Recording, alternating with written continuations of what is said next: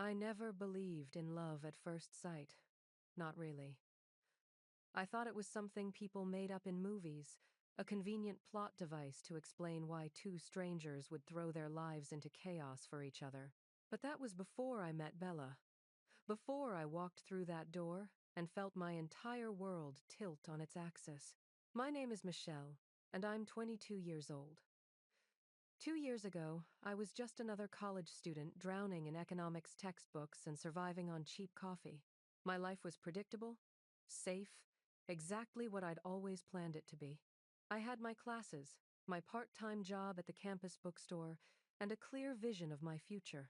Graduate, get a good job, settle down with a nice guy, live the life everyone expected of me. I never questioned any of it. Why would I? I was a straight girl following a straight path. Simple, uncomplicated, until it wasn't. It started on a Tuesday afternoon in late September. The leaves were just beginning to turn gold, and there was that crisp feeling in the air that promised autumn was coming. I was stressed about our upcoming macroeconomics exam, the kind of stress that makes your stomach tight and your coffee taste like anxiety. My classmate, Daniel, must have noticed me staring blankly at the same page of my textbook for 20 minutes straight. "Hey, Michelle," he said, slinging his backpack over his shoulder. "Want to come study at my place tonight? I've got all the notes from Professor Chen's lectures, and my mom makes incredible coffee. Like, actually good coffee, not the cafeteria sludge." I looked up at him, grateful for the lifeline. Seriously? That would be amazing. I'm completely lost on monetary policy. Yeah, no problem. My place is just off campus. Come by around 7? I didn't think much of it. Just another study session. Just another evening of cramming formulas and theories into my exhausted brain. I had no idea I was walking toward the moment that would split my life into before and after. When I arrived at Daniel's apartment building that evening, I was impressed. It was one of those nice brownstones in the better part of town, the kind of place that suggested money without screaming it. I climbed the stairs to the third floor, textbooks weighing down my backpack, and knocked on the door. Daniel opened it with a grin. "Perfect timing. Come on in." I stepped inside, and my first thought was how warm and inviting the space felt. Soft lighting, comfortable furniture, actual artwork on the walls instead of the typical college posters. And then I heard her voice. "Daniel, is that your study partner?" She walked into the entryway, and I swear to God, time stopped. Bella was slim and graceful, with long, dark hair that cascaded over her shoulders in soft waves. She wore a simple cream sweater and jeans, nothing fancy, but somehow she looked effortlessly elegant. But it was her eyes that hit me first, warm and bright with this magnetic energy, like she could see right through all my carefully constructed walls and knew secrets about me I didn't even know myself. Her smile was genuine, reaching all the way to those eyes, and when she extended her hand to me, I felt my stomach do a complete flip. "Hi, I'm Bella, Daniel's mom. You must be Michelle." I took her hand, and the brief contact sent electricity up my arm. "Yes, hi, nice to meet you," I managed, hoping my voice sounded normal and not like I'd just been punched in the chest. God, she's stunning, I thought, and immediately felt my cheeks burning. "What the hell, Michelle? Stop it. You're a straight girl. You're here to study. This is your friend's mom. Get it together." But I couldn't stop staring. There was something about the way she moved, the confidence in her posture, the warmth radiating from her presence that pulled at me like gravity. "I made some tea," Bella said, gesturing toward the kitchen. "And there's cookies if you two get hungry. Let me know if you need anything, okay?" "Thanks, Mom," Daniel said, already heading toward his room. "Come on, Michelle. Let's set up in here." I followed him, but my mind was still in the entryway, replaying the sound of Bella's voice, the way her hand felt in mine, the sparkle in her eyes. I sat down at Daniel's desk, pulled out my textbooks, and tried desperately to focus on supply and demand curves. It was useless. Every few minutes, Bella would appear in the doorway, asking if we needed anything. More tea, snacks, Did we want her to explain anything? She mentioned she'd studied some economics in business school. Each time she spoke, my concentration shattered into a million pieces. Her voice was smooth and confident, with this underlying warmth that made me want to keep listening forever. You okay? Daniel asked, looking at me strangely. You seem distracted. Yeah, sorry, I said quickly, forcing my eyes back to my notes. Just tired. Long day. But it wasn't tiredness. It was something else entirely. Something I didn't want to name or acknowledge. Something that terrified me. About an hour into our study session, Bella came in with fresh cups of tea and sat down on the edge of Daniel's bed. So, Michelle, what are you studying? Besides economics, I mean. I looked up, grateful for the break from formulas I wasn't absorbing anyway. Oh, just economics. It's my major. Really? What drew you to it? And just like that, we started talking. Really talking. She asked thoughtful questions about why I'd chosen my field, what I hoped to do after graduation, what interested me beyond academics. I found myself opening up in a way I rarely did with people I'd just met, telling her about my love for understanding how societies function, how economies shape human behavior, how everything connects in these invisible but powerful ways. That's fascinating, she said, and I could tell she meant it. I run my own company, actually. Marketing and brand consulting. It's all about understanding people, what drives them, what they value. Economics and psychology are so intertwined. Wait, you run your own company? I asked, genuinely impressed. She smiled, and there was something almost shy about it. Yeah, for about 10 years now. Started it from scratch after. She paused, glancing at Daniel, who was absorbed in his textbook. After my divorce, single mom trying to make it work. That's incredible, I said, and meant it. What's it like? Building something from nothing. Her eyes lit up.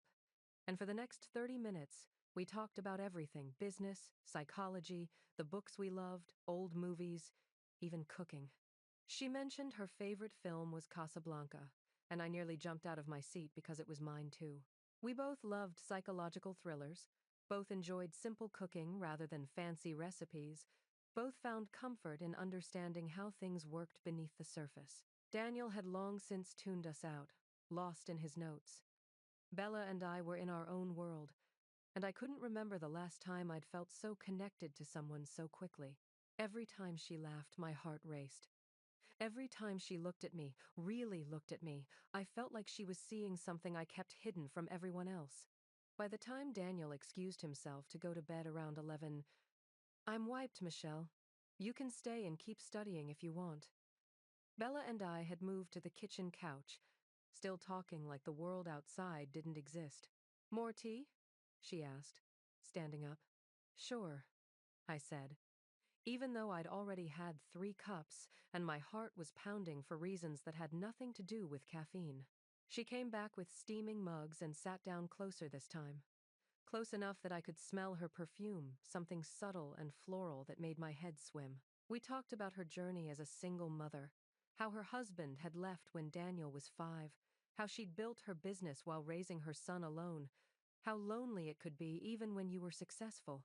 People see the company, the nice apartment, and they think I have it all figured out, she said softly, staring into her tea. But some nights, it's just me in the silence, wondering if this is all there is. Without thinking, I reached out and touched her hand. You're amazing. What you've built, who you've become, raising Daniel on your own, that takes so much strength. She looked at my hand on hers, then up at me, and something passed between us. Something electric and undeniable. My breath caught in my throat. Thank you, she whispered. That means more than you know. I should have pulled my hand away, should have made an excuse and left, should have listened to the voice in my head screaming that this was dangerous territory. But I didn't. I sat there, my hand on hers, my heart hammering against my ribs, and let myself feel what I was feeling. When I finally left around 1 in the morning, my mind was reeling. I walked home through the empty streets, replaying every moment, every word, every look, the way her eyes crinkled when she smiled, the sound of her laugh, the warmth of her hand under mine. This is wrong, I told myself, lying in bed and staring at the ceiling. She's older. She's Daniel's mom. And you're not even into women. You've never been into women. This is just admiration, respect, that's all. But I knew I was lying to myself, because I couldn't stop thinking about her lips, wondering what they'd feel like against mine. Couldn't stop replaying the way my stomach flipped when she looked at me. Couldn't ignore the fact that my chest tightened every time our hands accidentally brushed. I was falling, and it terrified me. Over the next few weeks, I found every excuse to go back. Suddenly, I needed help with economics concepts Daniel and I could study together. I volunteered to help Bella with a marketing project that needed a student perspective. I showed up for coffee, for walks in the park, for any reason I could manufacture to be near her, and Bella seemed just as eager to see me. She'd text me articles she thought I'd find interesting. She'd invite me to lunch, saying she was in my area anyway. We'd end up talking for hours, about everything and nothing, our conversations flowing like we'd known each other for years instead of weeks. My feelings grew stronger every day, this wildfire inside me that I couldn't control. I'd lie awake at night, replaying her smile, the sound of her voice, hating myself for wanting something I couldn't have, something that went against everything I thought I knew about myself. What am I doing? I'd whisper into the dark, my heart pounding with a mix of desire and shame. This can't happen. This shouldn't happen. My principals screamed at me to stop. The age difference, the fact that she was my friend's mother, the betrayal Daniel would feel if he knew what I was thinking. And beyond all that, the terrifying realization that I was attracted to a woman, that everything I thought I knew about my sexuality was crumbling. But the pull was stronger than any principle, any fear, any logic. Every time I saw her, it got worse. My palms would sweat, my thoughts would scatter. I'd catch myself staring at her lips when she talked, imagining what they'd taste like, then forcing my eyes away in shame. I was torn between wanting to run away and never look back, and wanting to run toward her and never let go. One evening in late October, Bella offered to drive me home after we'd spent the afternoon at a coffee shop, talking about her company's latest campaign and my career aspirations. The sun was setting, painting the sky in shades of orange and pink, and the car ride was quiet, thick with something unspoken. My pulse raced. My hands trembled in my lap. Every fiber of my being screamed that this was a moment of choice, that if I didn't act now, I might never find the courage again. Do something, my heart urged, or you'll lose this. You'll spend the rest of your life wondering what if. Bella parked outside my apartment building and turned to me with a soft smile. Same time next week? I couldn't breathe, couldn't think. My body moved before my mind could stop it. Bella, now or never. I leaned in, closing the distance between us, my heart exploding in my chest.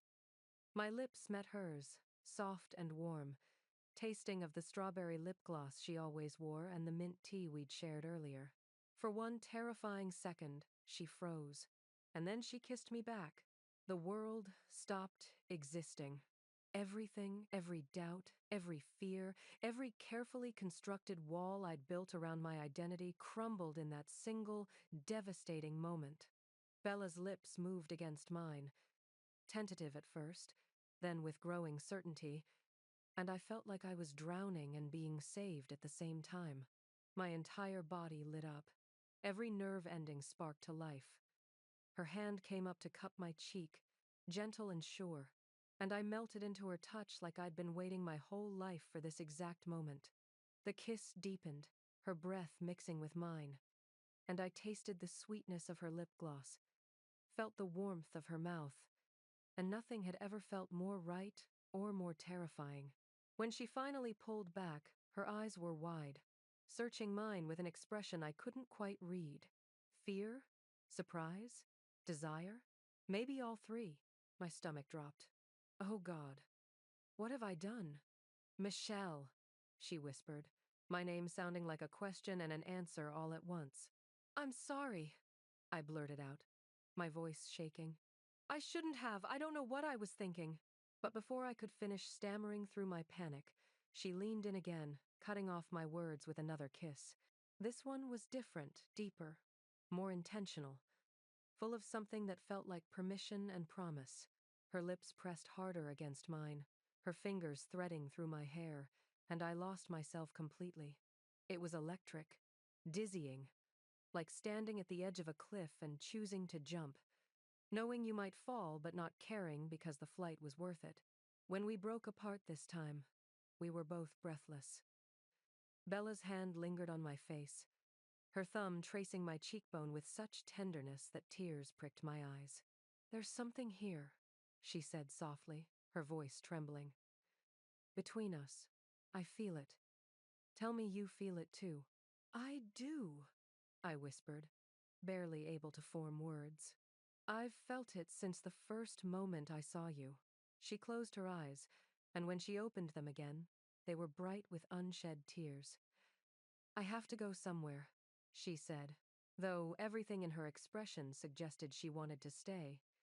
But we'll see each other tomorrow. We need to talk about this. Really talk. I nodded, not trusting my voice. She squeezed my hand once, then let go, and I stumbled out of the car on shaking legs, my mind a chaotic storm of emotions I couldn't begin to sort through. I watched her drive away, then stood on the sidewalk for what felt like hours, touching my lips with trembling fingers, replaying every second of what had just happened. She kissed me back. She feels it too. I didn't sleep that night. How could I? Every time I closed my eyes, I felt her lips on mine, tasted the sweetness of her kiss, heard her saying, "There's something here," like it was a confession and a revelation. My thoughts ricocheted between pure euphoria and absolute terror. What does this mean? What am I? Who am I? I'd spent 22 years believing I knew exactly who I was. Straight. Traditional. Following the path that had been laid out for me since childhood. And now, in the space of a single kiss, everything I thought I knew about myself had been turned inside out. But underneath the fear was something else. Something that felt like truth. Like I'd been living in black and white my entire life and suddenly someone had turned on the color. This thing with Bella, it wasn't wrong. It didn't feel wrong. It felt more right than anything I'd ever experienced. Morning came eventually, though it felt like the night lasted a year. I dragged myself to class, chugging coffee to stay awake. My body present, but my mind still in that car with Bella, trapped in that perfect, terrifying moment. I couldn't focus on my professor's lecture about fiscal policy. The words washed over me like meaningless noise. All I could think about was what Bella had said. We'll see each other tomorrow. When was tomorrow? Today? Tonight? How was I supposed to just sit here and pretend the world hadn't fundamentally shifted on its axis? After my last class, I walked out of the building and froze. Bella was there, leaning against her car in the parking lot, wearing sunglasses and a nervous smile. My heart nearly stopped. She pushed off from the car and walked toward me. Hi. Hi, I breathed, suddenly unable to remember how human conversation worked. I told Daniel I wanted to take you to see this new art gallery downtown, she said, her voice low enough that only I could hear. He thinks I'm being nice to his study partner. The lie should have made me feel guilty.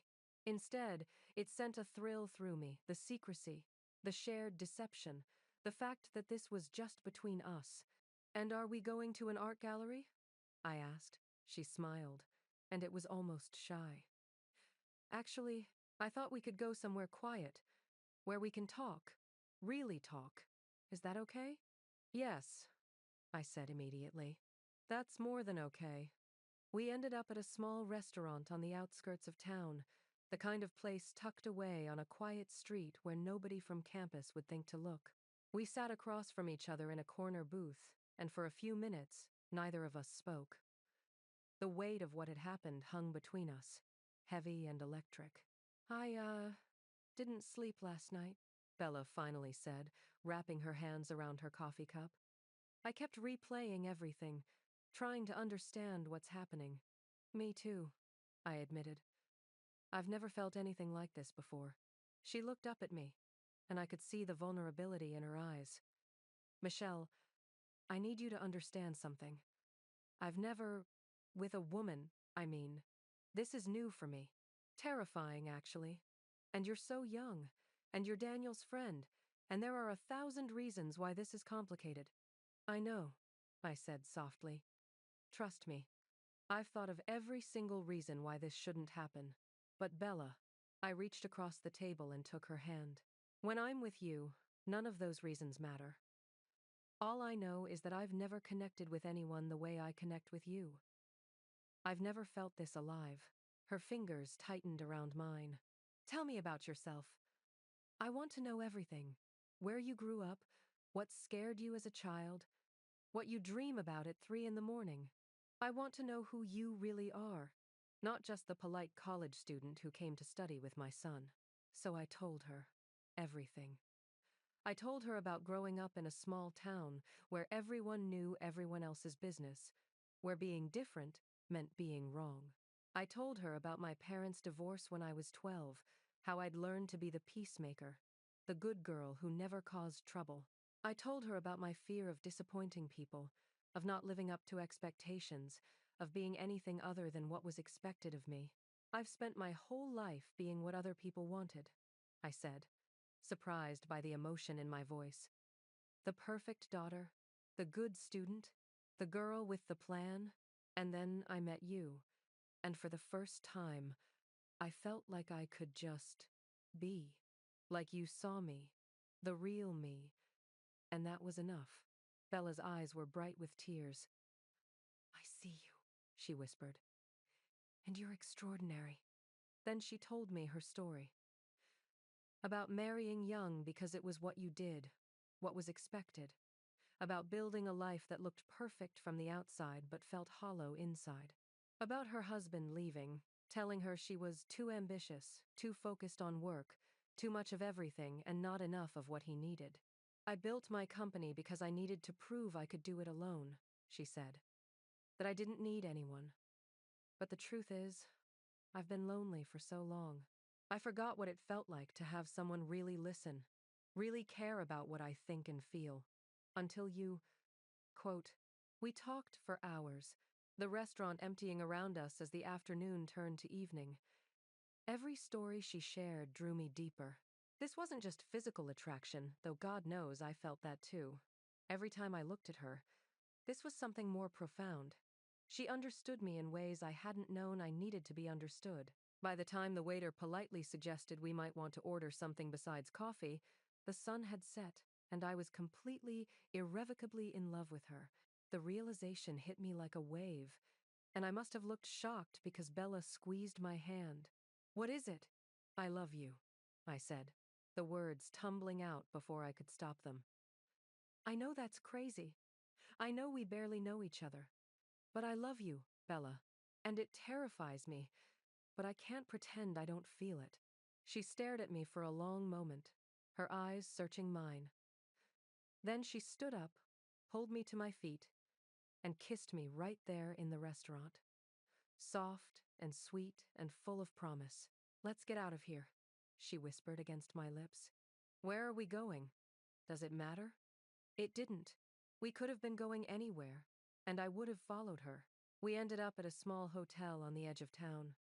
Not because we were ready for anything more, we both knew we weren't, but because we needed somewhere private.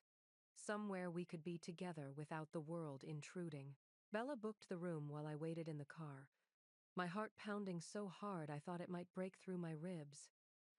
When she came back and we walked inside, I expected things to feel awkward or rushed.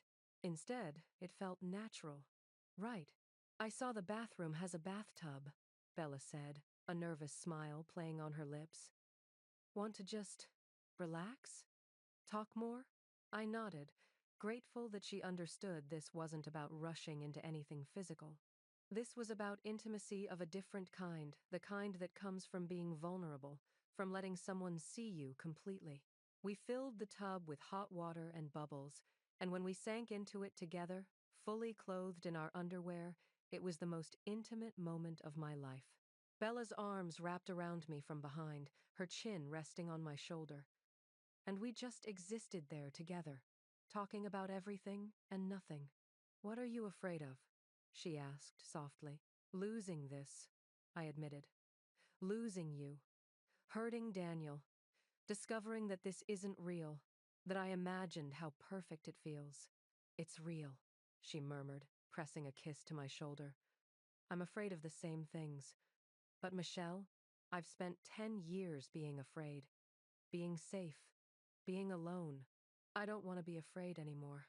We stayed in that bathtub until the water went cold, talking, kissing softly, holding each other like we were the only two people in the world. Eventually, we moved to the bed, still just talking, still just holding each other. I fell asleep with her arms around me, feeling safer and more loved than I'd ever felt in my life. When morning came, reality crashed back in. We had to leave, had to return to our separate lives, to the secret we were now keeping. "What do we do now?" I asked as we drove back toward campus. Bella's jaw tightened. "We figure it out, together. But Michelle, we have to be careful. Daniel can't know. Not yet. Not until we understand what this is, where it's going." I nodded, even though the secrecy felt like a weight on my chest. But I understood. This was too new, too fragile, too important to risk before we were ready. Over the next month, we became masters of deception. I'd text Daniel about studying, then end up at Bella's place after he left for his evening classes. We'd steal hours together, quiet dinners, long drives, nights curled up on her couch, talking until sunrise. The secrecy heightened everything, made every stolen kiss feel more precious, every whispered "I love you" more meaningful. But the guilt was always there, gnawing at me. Every time I saw Daniel at class, smiling and oblivious, my stomach twisted. I was lying to my friend. Bella was lying to her son. How long could we keep this up? What would happen when the truth came out? Because it would come out. Secrets like this always did. It happened on a Saturday afternoon in late November. I'd come over to Bella's apartment because Daniel had mentioned he was going to a study group. We thought we had hours. We thought we were safe.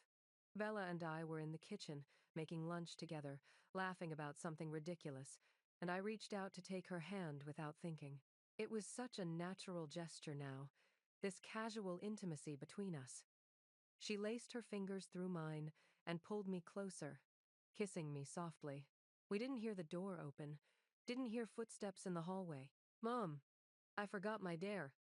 Daniel's voice cut off abruptly. We sprang apart, but it was too late. He stood frozen in the doorway, his face cycling through confusion, shock, and then something that looked like betrayal. "Daniel," Bella breathed, her voice cracking. His face went white, then red. "What the fuck?"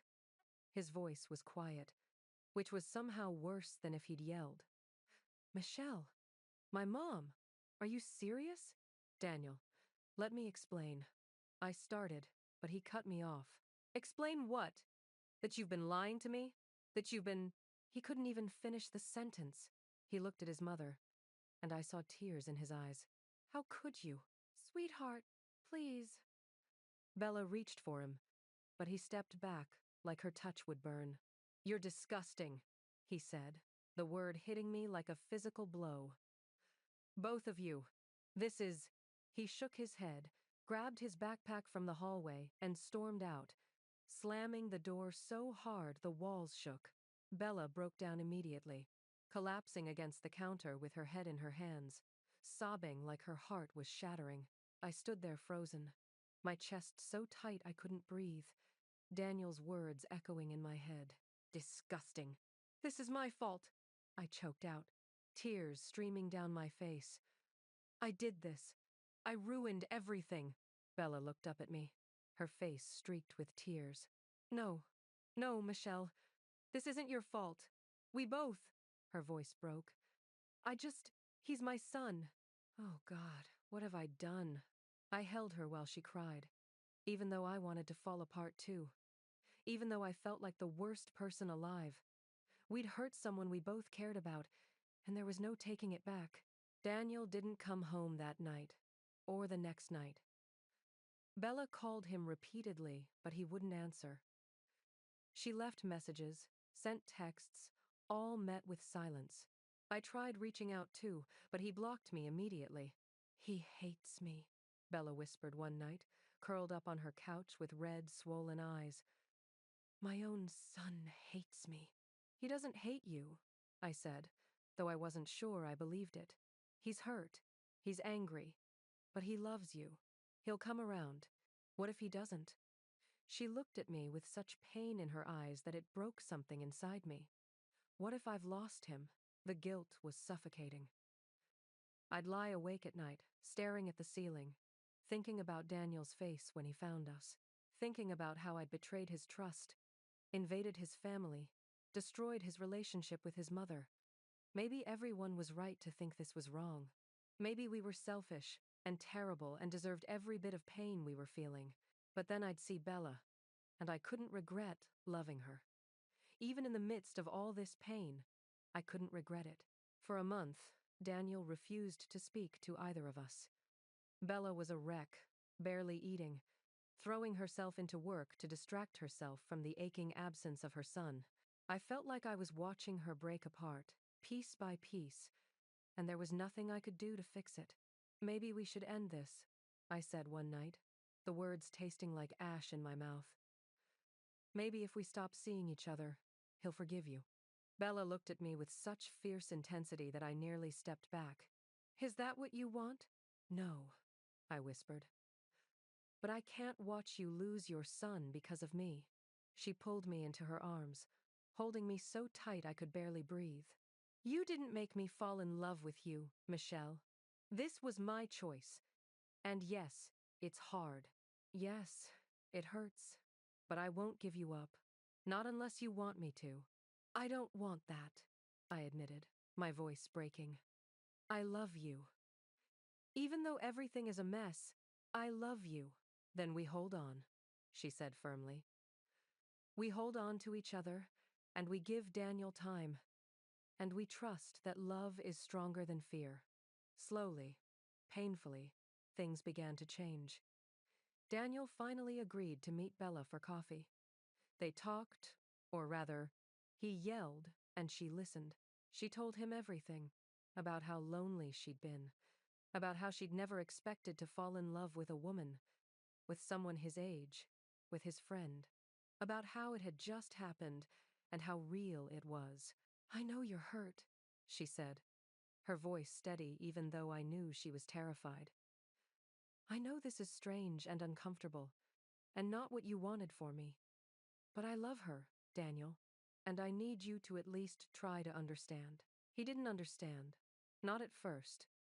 But he started to accept it, bit by bit. He came back home, though things were awkward and tense. He'd be civil to me when we ran into each other, though he wouldn't look me in the eye. It wasn't forgiveness, but it was a start. Weeks turned into months, and gradually, the ice began to thaw. Daniel started asking Bella questions about us, about how we felt, about what we wanted for the future. He even sat down with me once, just the two of us, and said, I still think this is weird, but my mom seems happy, happier than I've seen her in years.